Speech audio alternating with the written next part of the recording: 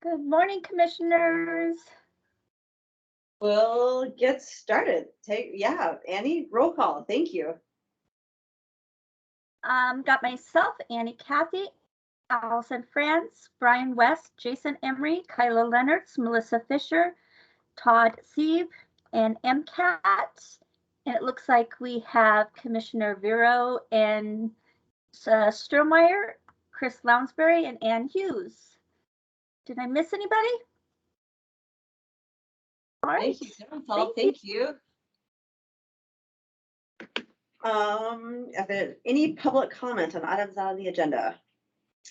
Don't have a consent agenda, so only have a couple action items. Jason Emery with Blackfoot Communications. Good morning. So this is an upgrade for CAPS. So we're coming to the end of the contract that links CAPS back to the courthouse for all their network needs. Over the last few months, we've been experiencing significant performance problems over there, especially as they have folks coming back to the office. A lot of that's driven by a lot of the GIS stuff that they do. So this would be just a renewal of the contract and an increase in performance. So we're essentially going to go from 40 megabits to 200 megabits. So it's a pretty big uptick for them. Spoke with Chet quite a bit, so they're good on their budget, and it'll certainly, of course, facilitate their ongoing work and put them in a good spot. It's only a 3-year contract. Because obviously if we make changes, whether CAP stays there or not, it gives us a little flexibility, over time. But I was able to negotiate the 5-year rate even with 3-year contract. So pretty straightforward. Great, thank you. And how do you feel about this, Dave? I can live with it. I would move that we approve and authorize Jason to sign the contract. Second, is there any further comment? All in favor? Aye. Thank you. Thanks. Awesome. Thank you. Okay. Self-contained household hazardous waste unit. Todd Sieben. Sieb or Sieb? Sorry. It's Sieb. Yeah. Gosh. Okay. That's right. Thank you. Yeah. And Elena Evans. So, it'll just be me today, but this is a request to approve a PSA with US Chemical for a self-contained unit. We put out the RFP around the beginning of the year and had a couple applicants and chose US Chemical. So now we're at the stage of making that professional service agreement with them to get manufacturing and delivery of this unit, hopefully by the end of the year. Great. What does this unit look like? Yeah. The best way to describe it is it looks like one of those large shipping storage containers. Like it's a steel container about 40 feet long by about 10 feet wide, but it's segregated into compartments. So there'll be like 3 bays inside there for different types of hazardous waste storage. So there'll be a door on each bay. And so they'll manufacture that and ship it to us on a flatbed, but we'll have to put it on the site. And so we really are trying to plan ahead to get the site prepared to accept the unit, and it'll have incorporated secondary storage in the bottom of the unit. So if there was ever a spill inside, it would be self-contained. They're pretty slick. There's a couple of them in Montana, but that's kind of the industry standard around the country for this kind of storage, temporary chemical storage. So, where is this gonna live? We are working on having an agreement with Home Resources, so it will live on their property. Great. And where are the other 2 in the state? There's one in Billings and there's one in Bozeman, and I think there may be one in Great Falls, but I'm not sure about that one. So I didn't realize there were so few. Okay. Yeah, wow. It's not common. Most hazardous waste, like household hazardous waste storage, is operated by landfills. They're usually And so both Billings and Gallatin, the landfills there have those, but we don't have that in Missoula yet. So this is our attempt to bring that kind of service to Missoula. So Great. Okay, Did I second? Did you? I have not even made a motion yet, but I will do so. I move that we approve the PSA. Second. Any further comment? All in favor? Aye.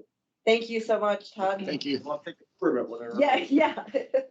Well, we should definitely go. When was the last time we were at a home resource? Never. Oh, really? We've never been out there? I've been out there. Yeah, but okay. Correspondence. Who wants to? Allison? Or this MEC letter, or is that? Well, I received this from MEC. Oh, is Allison going to speak to this? Well, I mean, I can speak to it, but like you were Oh, saying. yeah, please do. Had me rewrite it a little bit, but it came to you guys first. That's all I have to say about it.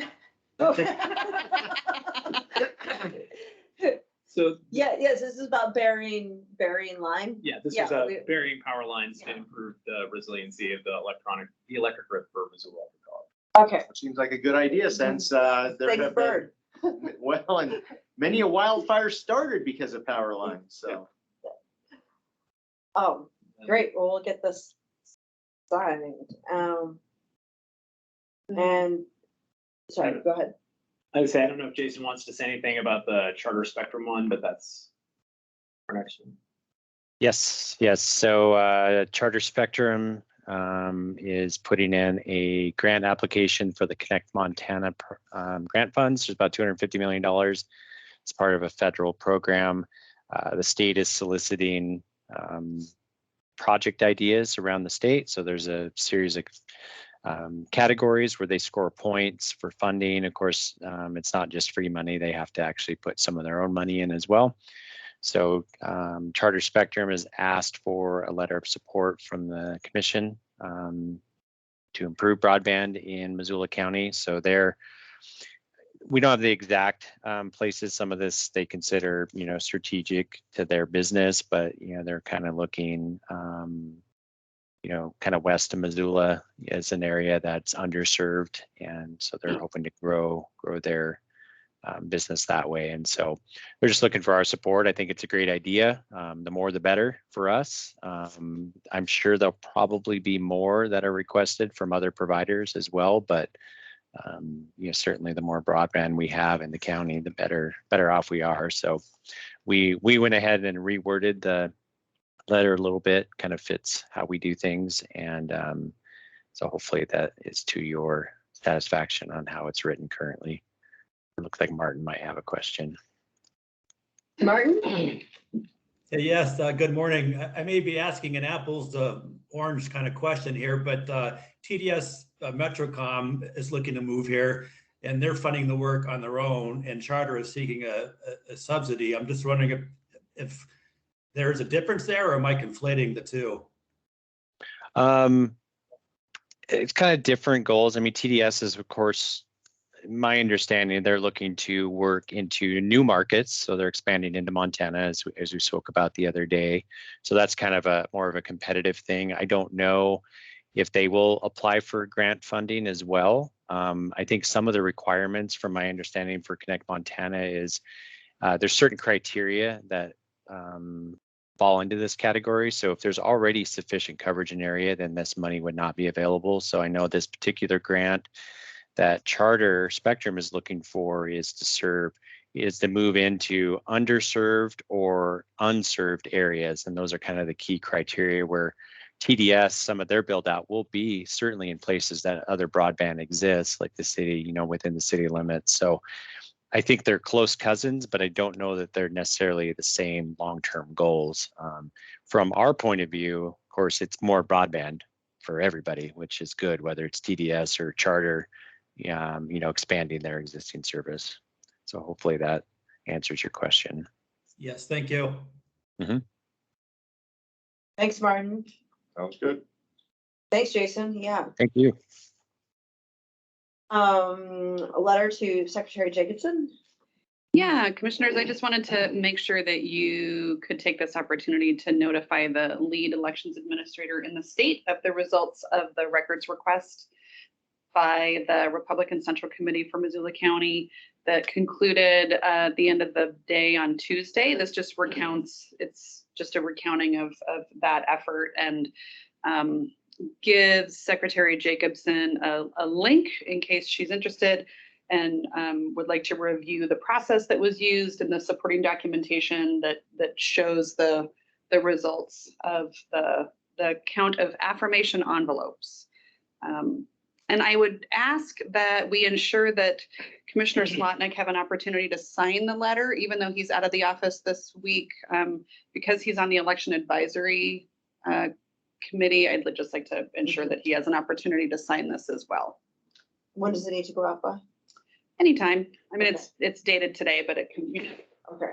Well, he is responding to messages, so I bet he would give the affirmative that he would be willing to have his electronic signature affixed to such. I bet he would. We'll actually see him in person tomorrow too, so Wonderful. get it in blood even. Get it in. Venison blood. Right. Okay, No, thank you, and no, thank you staff for. Thank you, and thanks to Bradley and everyone at elections. Hopefully this puts to rest Representative Cheetah's specious and mean-spirited allegations that he's been propagating, and we can move on from this. That would be lovely. Thank you. Yeah, Yes. staff did a great job. Thank you. I don't know if Martin still has his hand up. Oh, or- sorry, Martin. Do you have your hand up? Sorry. Okay, I just No, wanted to make okay. sure. Any discussion items? Upcoming events, invitations, signing of items, okay. 11 minutes. Just Oops, sorry, Annie. sorry, you guys are perfect. That's okay. So you, commissioners, you both were okay with canceling Tuesday's admin, and I just wanted to double check with Ann and Chris while I had them. I have a message out to Bradley. He may have items that he would like handled on Tuesday. If not, I hope that we can cancel it to give everyone an hour of their time, but he does have some pressing things considering the timeline that he's under for elections. So I am waiting to hear back from him, Annie, and I will let you know as soon as humanly possible. Sounds great. Thank you so much. Thank you. Thanks. Thank you. Thanks, everyone. Goodbye.